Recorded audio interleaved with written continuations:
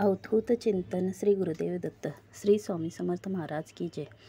श्री स्वामी चरित्र सारामृत अध्याय 8। श्री गणेशाय नमः।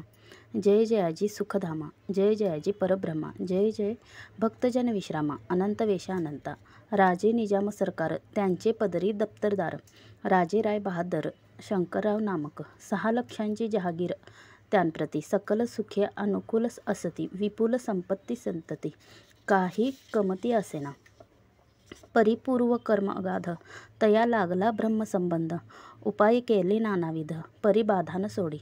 संबंध बाधा म्हणून चैन न पडे रात्रंदिन, गेले शरीर सुकोन, गोड न लागे अन्नपाणी। नावडे भोग विलास, सुखोपभोग कैचा त्यास, निद्रा नयेची रात्रंदिवस, चिंता नले पोळली।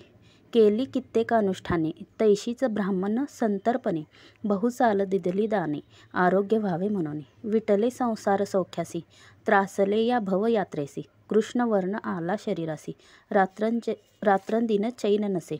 कोणा लागी जावे शरण, मजवरी कृपा करील कोण, सोडविल व्याधीपासून, ऐसा कोण समर्थ। मग केला एक विचार, प्रसिद्ध क्षेत्रसी गाणगापूर, तेथे जाऊनी अहोरात्र दत्त सेवा करावी। सेवा केली बहुवस, ऐसे लोटले 3 मास, एके रात्री तयास स्वप्नी दृष्टांत झाला। अक्कलकोटी जावे तुवा, तेथे करावी स्वामी सेवा, यतिवचनी भाव धरावा, तेने व्याधी जाये दुरी।